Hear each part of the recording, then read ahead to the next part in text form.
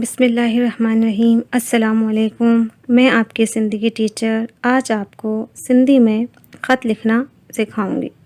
خط کا مطلب ہوتا ہے کہ ہم اپنے جذبات احساسات اپنے دوستوں تک پہنچائیں۔ خط جو ہے کمیونیکیشن کا رابطے کرنے کا سب سے بہترین ذریعہ ہے۔ پہلے زمانے میں خط ہی استعمال کیے جاتے ہیں۔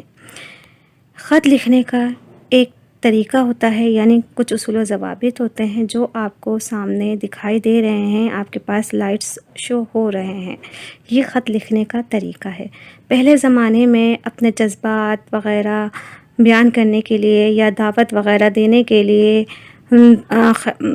بیمار پرسی کرنے کے لیے، خیال وغیرہ رکھنے کے لیے ہمیشہ خط لکھے جاتے تھے، لیکن جب سے موبائل انٹرنیٹ کا زمانہ آیا ہے تو خط کم ہو گئے ہیں، لیکن اس کی اہمیت ختم نہیں ہوئی ہے اور اس کی بہت زیادہ اہمیت ہے۔ دیکھیے آپ کے پاس پورا پیٹرن آ چکا ہے۔ آئیے اب ہم اپنے دوست کو خط لکھتے ہیں۔ سندھی میں دوست کے بیماری مان صحتیاب تھیण جی لائے خط۔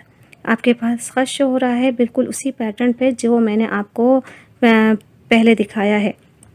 اس طرف امتحانی حال حیدرآباد سندھ تاریخ۔ حیدرآباد سندھ کے بالکل لائن میں دیکھیں، بسم اللہ الرحمن الرحیم، اس کے نیچے منجھا پیارا یا پیاری دوست، الف ب جیم، سدا خوش رہو آمین۔ السلام علیکم بالکل مارجنا اس طرف جو ہے اس کے بالکل نیچے آ رہا ہے۔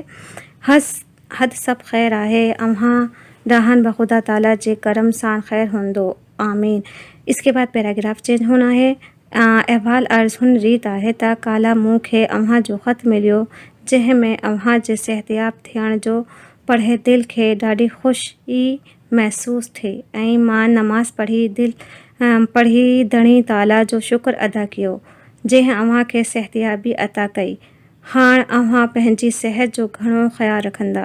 मुंहिंजी तरफ़ां सभिनी घरवारनि खे सलाम ऐं नंदनि खे प्यार। डहान अली बे जीम डिफेंस रोड कराची। फ़क़्त अव्हां जो यजी दोस्त अली बे जीम हैदराबाद सिंध۔ یہ آپ کے پاس پورا خط ہے، اور خط کا جیسے میں نے آپ کو پہلے ہی کہا ہے کمیونیکیشن کا بہترین ذریعہ ہے۔ اس خط میں جو ہے دوست کو صحتیابی کی مبارکباد دی جا رہی ہے۔ اب آئیے ہم پڑھتے ہیں آگے۔ صفت جی سارا بیان کریں، یعنی صفت کی سارا۔ صفت کا مطلب ہوتا ہے ایڈجیکٹو۔ ایڈجیکٹو یعنی کہ دیکھیے اب صفت سندھی میں پڑھتے ہیں، اہے لفظ جے کے جملے میں اسم ऐं ضمیر جو گن اور گن قسم انداز ऐं قد یا مقدار ॾेखारियतनि खे صفت چइبो आहे۔ وہ لفظ جو کسی اسم یا ضمیر کی اچھائی، برائی، خاصیت یا تعداد ظاہر کرے وہ صفت ہے۔ جیسے یعنی جہڑوک، بزدل، ڈاہا، سو، وڈو، تھلو، گاڑھو وغیرہ، یہ کہے صفت کی مثالیں ہیں۔ صفت جا قسم۔ صفت جا ٹے قسم آہن۔ صفت کے 3 قسم ہیں: صفت وصفی، صفت عددی، صفت ضمیری۔